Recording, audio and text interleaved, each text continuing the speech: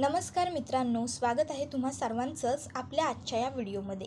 आणि आजची व्हिडिओ खूपच जास्त इंटरेस्टिंग असणार आहे, कारण आजच्या या व्हिडिओमध्ये आपण घरोघरी मातीच्या चुली या मालिकेच्या आजच्या भागाचे लेटेस्ट अपडेट जाणून घेणार आहोत. आणि आजच्याच भागामध्ये आपला ऋषिकेश आणि जानकी जिंकणार आहेत, तर दुसरीकडे ऐश्वर्या आणि सारंग हरणार आहेत. त्यामुळे पटकन व्हिडिओला लाईक करा, कारण कॉन्टेंट हे तुमच्या आवडीचं आहे. चॅनलला सबस्क्राईब करा, कारण याच्या पुढचा व्हिडिओसुद्धा तुम्हाला पटकन पाहायला मिळेल. तर मित्रांनो, आजच्या भागात आपण असं पाहतो की आता इकडे ऐश्वर्या सारंगला जीवाच्या आकांताने ओढत असते. जानकीसुद्धा ऋषिकेशला अगदी तितक्याच ताकदीने ओढण्याचा प्रयत्न करत असते. आता मागे सारंग हा पडत असतो, तो कसाबसा होत असतो, कारण ऐश्वर्या ही जोरातमात खूप पटापट गाडी ओढत असते. आता अचानक सारंग मागे पडतो आणि ते सुद्धा ऐश्वर्याच्या लक्षात येत नाही. ऐश्वर्या गाडी पळवतच पुढे घेऊन चाललेली असते. आता जानकी ही ऐश्वर्याला हाक मारते, ऐश्वर्या ऐश्वर्या, पण ऐश्वर्या जानकीचं ऐकत नसते. ऋषिकेश सुद्धा सारंगला हाक मारतो, अरे सारंग, पण सारंग सुद्धा त्याला काही ओ देत नाही. त्याबरोबर लगेचच पुढे ऐश्वर्या म्हणते, ए जानकी, ती तुझं तोंड बंद ठेव आणि खेळावरती जोर दे. त्याबरोबर पुढे ती लवकरात लवकर फिनिशिंग लाईन क्रॉस करते आणि मी जिंकले, अरे टाळ्या वाजवा असं ओरडायला लागते. त्याबरोबर कोणीच गावकरी टाळ्या वाजवत नाही, उलट ते फक्त हळहळ व्यक्त करत असतात एकमेकामध्ये. आता त्याबरोबर मागून जानकी आणि ऋषिकेश सुद्धा आलेले असतात. जानकीने मात्र ऋषिकेशला खेचतच त्या गाडीवरून आणलेलं असतं. आता जानकी आणि ऋषिकेश आल्याबरोबर ऐश्वर्या ही जानकीला सांगत असते, ऐश्वर्यापासून जिंकणं हे कोणालाही शक्य नाही. ऐश्वर्या ही ससा आहे आणि आजही ससा जिंकला. त्याबरोबर लगेचच इकडे जानकी ही ऐश्वर्याला म्हणत असते, अगं मूर्ख, जिंकण्याच्या नादात मागे काय सोडून आली आहेस ते बघ तरी एकदा. त्याबरोबर ऐश्वर्या मागे वळून पाहते, तर मागे बिचारा सारंग हा खाली पडलेला असतो. सारंग कसाबसा उठून बसतो. सगळे लोक सारंगकडे बघत असतात. सारंगला खूप वाईट वाटत असतं. तर इकडे ऐश्वर्या हे सगळं बघते आणि तिला खूप मोठा शॉक बसतो. तर सौमित्र, अवंतिका, त्याचबरोबर ऋषिकेश, जानकी सगळ्यांनाच खूप मोठा धक्का बसतो की सारंग असा कसा पडला. सगळ्यांनाच वाईट वाटत असतं. तर इकडे ऐश्वर्या मात्र हेच म्हणत असते, सारंग कसे काय पडले मागे. त्याबरोबर जानकी सांगत असते की मला बुडणाऱ्याला हात देण्याची नेहमीच सवय आहे आणि आजही मी तुला हात देत होते, पण तू माझं ऐकलंच नाही. तू तुझ्याच तोऱ्यात पुढे चालली होतीस आणि तू जर बुडायचं आता ठरवलंच आहेस तर तुला कोणीही वाचवू शकणार नाही. त्यानंतर जानकी ही ऐश्वर्याला सांगायला लागते की ती ज्यावेळेस ऋषिकेशला खेचत होती त्यावेळेस ऐश्वर्याच्या गाडीच्या चाकाखाली एक दगड आला आणि त्या दगडावरून जेव्हा गाडी गेली तेव्हा सारंगचा तोल गेला आणि सारंग खाली कोसळला. त्या बिचाऱ्याने धावत येऊन पुन्हा त्याच्यावरती बसण्याचा प्रयत्नसुद्धा केला, पण ते त्याला जमलं नाही आणि मग तो पडलाच खाली. त्याबरोबर हे सगळं ऐकून ऐश्वर्याला खूप जास्त राग आलेला असतो. ऐश्वर्याचा संताप झालेला असतो. तर जानकी ऐश्वर्याला सांगते, पुन्हा एकदा ससा हरला आणि कासवत जिंकला. त्याबरोबर लगेचच अंशुमनजी म्हणायला लागतात, तर मित्रांनो, आजच्या आपल्या या शेवटच्या फेरीमध्ये सारंग आणि ऐश्वर्या म्हणजे जोडी क्रमांक 4 हरलेले आहेत आणि ऋषिकेश रणदिवे आणि जानकी रणदिवे म्हणजेच आपली जोडी क्रमांक 5 हे विजेते ठरलेले आहेत. त्याबरोबर सगळेच लोक जोरजोराने टाळ्या वाजवायला लागतात. इतक्यात तिकडून 2 लोक येतात आणि मग ते सारंगला आधार देऊन तिकडनं बाजूला घेऊन जातात. त्याबरोबर लगेचच इकडे सगळेच लोक हे ऋषिकेश आणि जानकी जवळ धावत येतात. अवंतिका येऊन लगेच जानकीला घट्ट मिठी मारते. त्याबरोबर इकडे सौमित्र सुद्धा ऋषिकेशच्या जवळ येतो. मग ऋषिकेश स्वतःहून सौमित्रला मिठी मारतो. इतक्या दिवसांनंतर आपल्या मोठ्या दादाला मिठी मारल्याचा आनंद, त्या भावना सौमित्रच्या चेहऱ्यावरती अगदी स्पष्टपणे दिसत असतात. तर दुसरीकडे लगेचच एक बाई येते आणि अभिनंदन करत असते जानकीचं. त्यानंतर मग व्यासपीठावर उभे असलेले अंशुमनजी हे लगेचच पुढे म्हणत असतात की खरं सांगायचं झालं तर बऱ्याच ठिकाणी आम्ही कॉन्सल्ट करत असतो, बऱ्याच ठिकाणी सर्व स्पर्धेंची आयोजनं होत असतात, सूत्रसंचालनही मी करत असतो, पण तुमच्या गावात जसा प्रतिसाद मिळाला तसा आजपर्यंत कुठेही मिळाला नाही. खरंच ऑडियन्स लय भारी, तुमच्या सगळ्या जोड्या लय भारी आणि तुमचे जजेससुद्धा भारी आणि तुमचा अँकरसुद्धा भारी. त्यामुळे सगळ्यांसाठी एकदा जोरदार टाळ्या होऊन जाऊ दे. त्याबरोबर सगळेच मुळशीतले गावकरी जोरजोराने टाळ्या वाजवतात. मग लगेच अंशुमनजी पुढे म्हणत असतात की आता हार जीत खेळात होत असते असं मी म्हणणार नाही, कारण जिंकण्याची जी रक्कम होती ती खरोखर खूप मोठी होती. त्यामुळे आता मी जजेसनाच डायरेक्ट रिक्वेस्ट करतो, त्यांनी ऋषिकेश आणि जानकीला धनादेश आणि ट्रॉफी द्यावी. त्याबरोबर ऋषिकेश जानकीला धनादेश आणि ट्रॉफी देण्याकरिता सगळे जजेस येतात आणि त्याचबरोबर ते त्यांना ट्रॉफीसुद्धा देऊन जातात. आणि मग हे सगळं बघून सगळे गावकरी पुन्हा खुश होतात. सगळेजण जोरजोराने टाळ्या वाजवायला लागतात. त्याचबरोबर इकडे कश्यप सर हे सांगत असतात की इतकंच नाही तर आम्ही ऋषिकेश जानकीचा जो शेतकरी हित नावाचा ॲप आहे त्यात सुद्धा त्यांची मदत करणार आहोत. त्याबरोबर लगेचच पुढे अंशुमनजी म्हणत असतात, आता मी ऋषिकेश जानकी यांच्यापैकी एकाला विनंती करतो की त्याने व्यासपीठावरती यावं आणि त्याचं मनोगत व्यक्त करावं, 2 शब्द बोलावे. त्याबरोबर जानकी ही ऋषिकेशला तुम्ही बोला असं म्हणत असते, पण ऋषिकेश हा जानकीला तू बोल सांगतो आणि मग जानकी जाते आणि भाषणाला सुरुवात करते. सर्वप्रथम व्यासपीठावर हजर असलेल्या माझ्या सगळ्या जजेसना मनापासून नमस्कार. त्याचबरोबर इकडे उभ्या असलेल्या सगळ्याच माझ्या मुळशीच्या गावकऱ्यांनासुद्धा माझा मनापासून नमस्कार.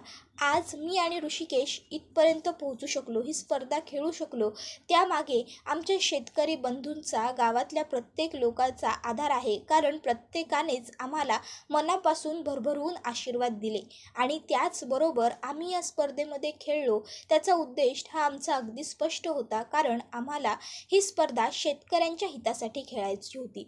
खरं तर माझा शेतकरी हा जगाचा पोशिंदा आहे. जेव्हा शेतकरी शेतामध्ये कष्ट करतो, राबतो, एवढी मेहनत करतो, तेव्हा कुठे आमच्या पोटामध्ये 2 घास जातात. पण काय आहे माहिती आहे का, माझ्या ते शेतकऱ्यालाच नेहमी लोक वगळतात आणि म्हणूनच माझा आणि ऋषिकेशचा हा एक छोटासा प्रामाणिक प्रयत्न आहे त्यांच्यासाठीचा. आणि आणखीन एक म्हणायचं झालं तर तुमच्यासाठी ही एक फक्त स्पर्धा होती, पण माझ्यासाठी ह्या सगळ्या एक एक करून पायऱ्या होत्या. या पायऱ्यांवरती आम्ही हरलो, कधी आम्ही जिंकलो, कधी आम्ही अडचणीत अडकलो, तर कधी आम्ही त्यातून बाहेरही पडलो, कधी भीतीसुद्धा मनात होती. अशा विविध गोष्टी या पायऱ्यांवरती आम्हाला दोघांनाही अनुभवायला मिळाल्या. आणि त्याचबरोबर सांगायचं झालं तर आमचे आई आणि नाना, हो, ते आमच्यापासून सध्या दूर जरी असले ना तरीसुद्धा ह्या सगळ्यामध्ये त्यांचंसुद्धा यश आहे, त्यांचंसुद्धा श्रेय आहे, कारण ते नेहमीच आमच्या पाठीशी उभे राहिले आहेत. त्यांचा आशीर्वाद ते कुठेही असले तरी कायम आमच्यासोबत असणार आहे. आता हे जेव्हा जानकी म्हणते तेव्हा मात्र ऋषिकेशला थोडं आवडलेलं नसतं, पण तरीसुद्धा तो जानकीला काही बोलत नसतो. तर पुढे जानकी ही सांगत असते, खरं तर आजच्या या शेवटच्या फेरीमध्ये आम्ही सगळे रणदिवे कुटुंबीयच उरलो होतो. आम्हीच एकमेकाच्या विरोधात लढत होतो आणि एकमेकांच्या विरोधात उभं राहणं हे कायमच अवघड असतं. मग ते कुरुक्षेत्र असो किंवा एखादी छोटीशी स्पर्धा असतो. खरं तर एकमेकाच्या विरोधात उभं राहणं योग्य नसतं आणि ते जमतही नसतं, ते खूप अवघड असतं. पण तरीसुद्धा आम्ही खेळ म्हणून खेळलो, पॉझिटिव्ह राहिलो आणि आजची ही स्पर्धा आम्ही दोघंजण जिंकलो. आणि आता म्हणायचं झालं तर एक गोष्ट आणखीन सांगते. अंशुमनजी म्हणाले होते की म्हणजे घराघरातले प्रत्येक प्रॉब्लेम असतातच, तसंच आमच्याही घरात काही असेल, पण आम्ही रणदिवे कुटुंबीय आता जरी इथे स्पर्धेत एकमेकाच्या विरोधात उभे राहिलो असू तरीसुद्धा आयुष्याच्या लढाईत मात्र आम्ही कायमच सगळे एकमेकांच्या बरोबर असू आणि एकत्र असू. त्याचबरोबर आता म्हणायचं झालं तर माझे श्री यांच्याशिवाय हे शक्य नव्हतं, त्यांच्याशिवाय ही ट्रॉफीज काय, माझ्या आयुष्यालाच अर्थ नाही, असं म्हणत जानकी लगेचच ऋषिकेशकडे येते आणि ऋषिकेशला मिठी मारते. त्याबरोबर ऋषिकेशसुद्धा खूप जास्त खुश झालेला असतो. त्यानंतर आता सगळे गावकरी हे ऋषिकेशला उचलून घेतात, तर बायका जानकीला उचलून घेतात. आता सगळा जल्लोष सुरू झालेला असतो. तर हे सगळं काही बघून ऐश्वर्या मात्र खूप जास्त जेलसी फील करत असते. ऐश्वर्याला खूप जास्त राग येत असतो, तिच्या डोळ्यातून पाणी आलेलं असतं, तिचे डोळे अगदी लाल भडक झालेले असतात. त्यानंतर आता ऐश्वर्या आणि सारंग हे दोघंही घरी आलेले असतात. सारंग हा खूप जास्त उदास असतो, तर दुसरीकडे ऐश्वर्या मात्र खूप जास्त चिडलेली असते. ऐश्वर्या म्हणत असते की आज त्या जानकीने पुन्हा एकदा मला हरवलं.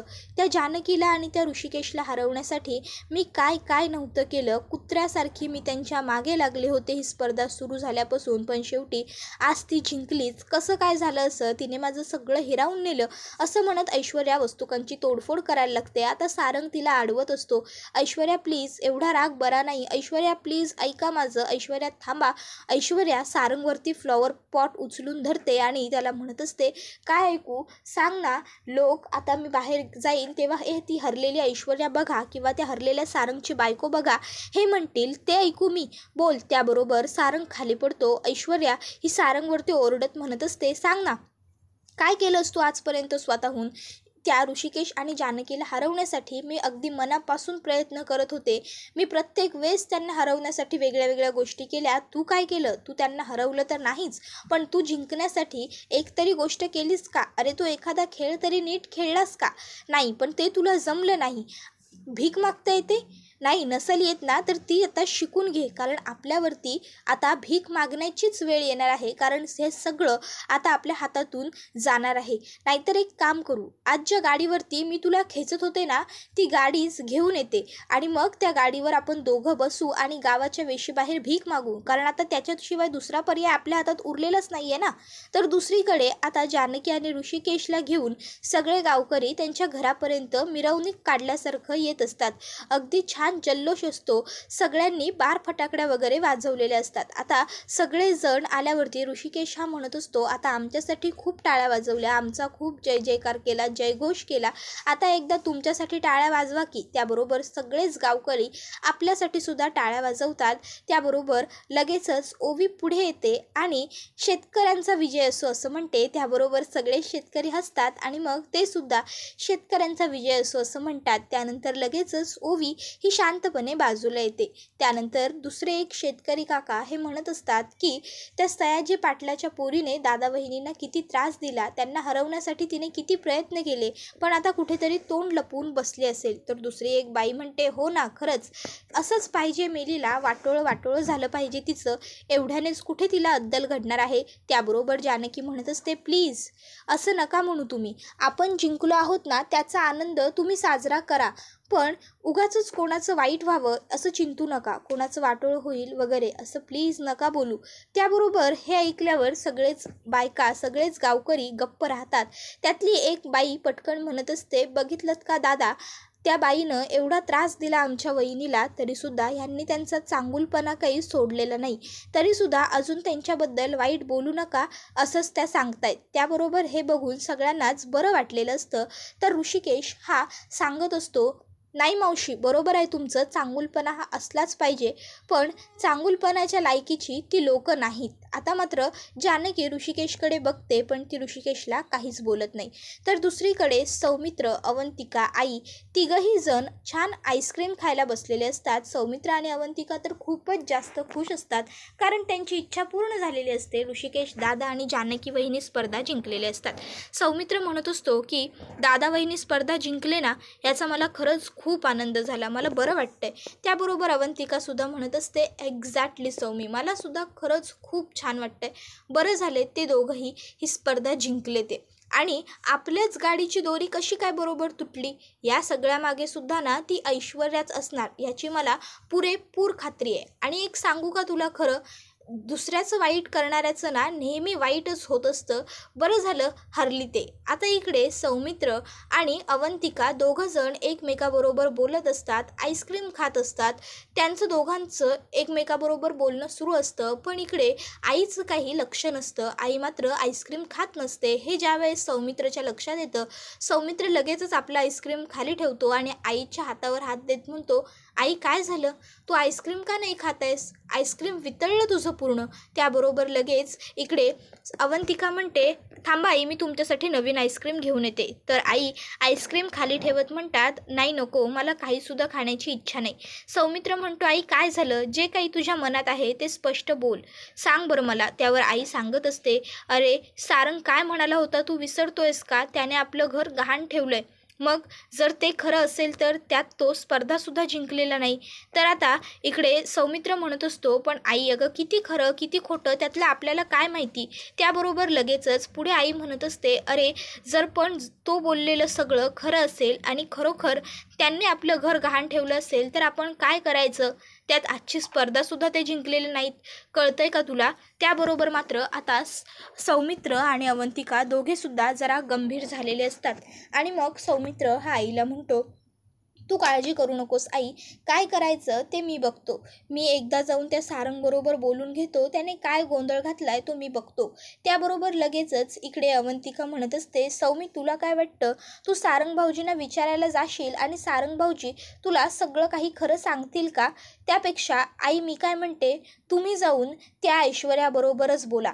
कारण काय आहे, सगळे प्रॉब्लेम तर तिनेच क्रिएट केलेत ना, मग तीच सांगू शकेल तिने काय केलंय आणि काय नाही ते. सौमी अरे सध्या सारंग भाऊजी हे आपल्यापासून त्या ऐश्वर्यामुळे सगळ्या गोष्टी लपवत असतात. त्यामुळे आपण ऐश्वर्याला विचारलं तरच सगळं आपल्याला कळू शकेल. तर दुसऱ्या दिवशी इकडे ऋषिकेश आणि जानकीचा मीडिया इंटरव्ह्यू घेत असते. श्री आणि सौ स्पर्धेचा एक्सपिरियन्स कसा होता असं विचारल्याबरोबर ऋषिकेश सांगत असतो, स्पर्धेचा एक्सपिरियन्स खरोखर खूप छान होता. अगदी छान स्पर्धा झाली आणि आम्ही ती जिंकलो सुद्धा. त्याबरोबर पुढे आता जानकीला विचारलं जातं, पुढचा तुम्ही काय प्लॅन केला आहे. त्यावर जानकी ही त्या लोकांना सांगत असते की हे सगळे पैसे आम्ही शेतकऱ्यांसाठी वापरणार होतो आणि त्यांच्यासाठीच आम्ही ही स्पर्धा खेळलो. आता आम्ही ती जिंकलोय तरीसुद्धा आम्ही आमच्या शब्दावरती पक्के आहोत. त्याबरोबर ऋषिकेश हा तिथून एका शेतकरी दादांना बोलावतो आणि त्यांच्या हातामध्ये जिंकलेल्या रकमेचा पूर्ण चेक देऊन टाकतो आणि त्यांना सांगतो, दादा मी हा चेक तुमच्या हातात दिलेला आहे, पण हा आपला शेतकरी हित बँकमध्ये जमा करा. त्याबरोबर ते दादा म्हणत असतात, तुम्ही काळजी नका करू दादा, आता माझ्या हातात तुम्ही चेक दिलाय ना म्हणजे तो तिथेच जमा होणार. त्याबरोबर एक बाई म्हणत असते, असे लोक गावात आहेत म्हणून खरं तर गावाचं सगळं काही सुरळीत सुरू आहे. त्याबरोबर कश्यप सर सुद्धा सांगत असतात, आणि आम्ही सुद्धा ऋषिकेश आणि जानकीला त्यांच्या या ॲपसाठी मदत करणार आहोत, त्यामुळे आमच्याबरोबर कनेक्ट राहा आणि त्या दोघांची प्रगती बघा. तर दुसरीकडे आता सारंग हा ऑफिसला आलेला असतो, पण अजूनही ऑफिसमध्ये कोणीच नसतं. आता कोणीच स्टाफ ऑफिसमध्ये नाही हे बघून सारंगला थोडं आश्चर्य वाटतं, वियर्ड वाटतं. सारंग लगेचच एका एम्प्लॉईला जोरजोराने हाका मारतो. तो एम्प्लॉई येतो आणि काय सर विचारत असतो. सारंग सांगत असतो की ऑफिसमध्ये कोणीच अजून कसं काही नाही आलेलं, माझा कॉफी कुठं आहे, कॉफीसुद्धा टेबलवर नाही आहे. त्याबरोबर लगेचच तो सांगत असतो, सर सगळेच एम्प्लॉई जॉब सोडून गेले, सगळ्यांनी डिझाईन दिलं. त्याबरोबर सारंग म्हणतो, काय हे कसं शक्य आहे आणि असं का झालं, सगळ्यांनी डिझाईन का केलं. त्याबरोबर पुढे तो एम्प्लॉई सांगत असतो, कारण सर 2 महिन्यांपासून तुम्ही त्यांचे पगार अटकवून ठेवले होते. ऋषिकेश दादांकडे बघून आत्तापर्यंत आम्ही सगळे गप्प होतो, कोणी काही बोलत नव्हतो. त्यामुळे आता तुम्ही ती स्पर्धासुद्धा हरलात आणि आता सगळ्यांना हे स्पष्ट कळून चुकलं की आता मात्र तुम्ही कोणाचेच पगार देऊ शकणार नाही, कारण बँकेच्या खात्यात काही पैसे शिल्लक राहिलेले नाही आहेत. त्याबरोबर लगेचच आता हे सगळं ऐकून इकडे सारंगला खूप मोठा धक्का बसतो. तर पुढे तो माणूस सांगत असतो की आणि सर त्याबरोबर सारंग त्याची कॉलरच पकडतो आणि म्हणायला लागतो, कोणी केलं हे सगळं, कोणी सांगितलं त्या लोकांना, तूच सांगितलं असशील ना, बोल. नाही आमचंच मीठ खातो आणि आमच्यावरच. त्याबरोबर लगेच तो मुलगा स्वतःच्या हाताची कॉलर ही सोडवून घेतो आणि म्हणतो, सर आता मी तुमची मनमानी सहन करणार नाही, कारण आता मी तुमचा एम्प्लॉय राहिलेलो नाही, एवढं लक्षात ठेवायचं. असं म्हणत स्वतःचं सुद्धा रिझिग्नेशन लेटर काढतो, तिथे ठेवतो आणि म्हणतो, माझं रिझिग्नेशन लेटर मी रिझाईन करतोय, आणि तिकडनं रागातमात निघून जातो. आता मात्र सारंग हा त्याला आवाज देत असतो मागून, अहो ऐका थांबा, पण तो माणूस काही थांबत नाही. आता मात्र सारंग हा फार रडकुंडीला आलेला असतो आणि तो म्हणत असतो की माझी चूक झाली, पण आता मी काय करू, ह्या सगळ्यातून मी कसा बाहेर पडू. इतक्यात त्याला त्यांचा फॅमिली फोटो दिसतो आणि त्याच्यामध्ये ऋषिकेश जानकीकडे तो बघतच राहतो. तर दुसरीकडे एक पत्रकार हा ऋषिकेश आणि जानकीला विचारत असतो, मग काय तुम्ही आता यांच्याबरोबर कोलॅबरेशन वगैरे करणार आहात का. त्याबरोबर जानकी म्हणत असते, कोलॅबरेशन नाही म्हणजे त्याची काही. त्याबरोबर लगेचच आता पुढे कश्यप सर हे जानकीला आणि ऋषिकेशला सांगत असतात की आम्हाला तुमच्याबरोबर कोलॅबरेशन करायचं आहे, आम्ही तुमच्याबरोबर काम करणार आहोत. त्याबरोबर लगेच पुढे जानकी म्हणते, कोलॅबरेशन त्याबरोबर कश्यप सर विचारतात तुमचं काय मत आहे. त्यावर जानकी म्हणत असते नाही म्हणजे त्याची काही गरज. त्याबरोबर लगेच ऋषिकेश म्हणतो 1 मिनिट जानकी, आणि मग तो जानकीला बाजूला घेऊन येतो. जानकी म्हणत असते ऋषिकेश या सगळ्याची काय गरज. त्याबरोबर ऋषिकेश म्हणतो जानकी गरज आहे. आपल्याला जर भारतातल्या विविध मोठमोठ्या कंपन्यांबरोबर जॉईंट व्हायचं असेल तर आपल्या कंपनीने ग्रो होणं सगळ्यात जास्त महत्त्वाचं आहे, आणि त्यासाठी पब्लिसिटी जर समोरून चालून येत असेल तर आपण का नाकारायची. आपण ह्या कोलॅबरेशनसाठी होकार देऊयात. हे सगळं आपल्या हिताचंच ठरेल. त्याबरोबर लगेचच आता जानकीसुद्धा 2 मिनटं विचार करते आणि ऋषिकेशना म्हणते तुम्ही ठरवाल तसं. आणि मग लगेचच जानकी आणि ऋषिकेश पुढे येतात. तर ऋषिकेश हा त्यांना विचारत असतो सर तुमच्याकडे आमच्यासाठी काय प्रपोजल आहे ते सांगा आम्हाला. त्याबरोबर कश्यप सर हे ऋषिकेशला सांगत असतात काय प्रपोजल असणार. तुम्ही फक्त फोटोशूट करायचे, तुम्ही आमचे ॲडव्हर्टाइजमेंट करायचे, आणि मग त्या बदल्यात आम्हीसुद्धा तुमचं ॲडव्हर्टाइजमेंट करू. आम्ही तुमच्या शेतकरी हित ॲपला लोकांपर्यंत जास्तीत जास्त पोहोचू. त्याबरोबर ऋषिकेश म्हणतो ठीक आहे, आम्हाला पब्लिसिटीची हाऊस नाही पण तरीसुद्धा आम्ही हे करू. त्याबरोबर एक बाई म्हणते अहो पण ते ह्यांचं कधी होणार ते. त्याबरोबर आता इकडे कोणालाच कळत नाही की नेमकं ह्या मावशींना काय म्हणायचं आहे. त्याबरोबर एक शेतकरी दादा सांगत असतो तिला फोटोशूट विचारायचं आहे. त्याबरोबर लगेच कश्यप सर म्हणत असतात आजच करून घेऊ. हां आता अर्थात त्यासाठी तुमचे कॉस्ट्यूम वगैरे तयार करून घ्यायला लागतील, ते आम्ही बघतो. त्यानंतर आता ऋषिकेश आणि जानकी एकमेकाकडे बघतात, ते खूप खुश असतात. तर दुसरीकडे आता ऐश्वर्या ही सुमित्राला सांगत असते की घर आम्ही गहाण ठेवलं आहे आणि त्याच्यावरती 5 करोड रुपये घेतलेले आहेत. खरंच सांगतो, आणि ज्या माणसाकडून घेतलं आहे तो खूप सायको आहे. आता हे ऐकल्याबरोबर सुमित्रा आणि नाना दोघांनाही खूप मोठा धक्काच बसलेला असतो. तर दुसरीकडे तो माणूस हा सारंगची कॉलर पकडतो आणि त्याचे गुंडेसुद्धा त्याच्याबरोबर असतात. तो सारंगला म्हणत असतो काय रे काय आता. त्याबरोबर सारंग म्हणतो प्लीज तुम्ही काळजी करू नका, मी तुमचे पैसे देणार आहे, ऐका माझं. त्याबरोबर लगेच इकडे तो गुंड म्हणतो ते तर मी घेणारच आहे, मारा रे याला. त्याबरोबर त्याचे जे गुंड असतात ते सारंगला मारायला लागतात. तर दुसरीकडे सुमित्रा ही जानकीला कॉल करते आणि सांगत असते जानकी आपलं घर ऐश्वर्या आणि सारंगने 5 करोड रुपयाला घाण ठेवलेलं आहे, आणि जर पैसे नाही फेडले तर आपलं घर आपल्या हातातून कायमचं निघून जाईल. आता हे ऐकून मात्र जानकीच्या पायाखालची जमीनच सरकलेली असते. तिला खूप टेन्शन येतं आणि हा एपिसोड इथेच संपतो. व्हिडिओला लाईक करा आणि चॅनलला सबस्क्राईब करा आणि बेल आयकॉन प्रेस करायला विसरू नका, कारण पुढच्या प्रत्येक व्हिडिओचं नोटिफिकेशन हे तुम्हाला मिळायला हवं. त्याचबरोबर तुम्हाला काय वाटतं आता ऋषिकेश आणि जानकी दोघं मिळून कसं वाचवणार त्यांचं घर, ते आम्हाला कमेंट करून नक्कीच सांगा. थँक्यू.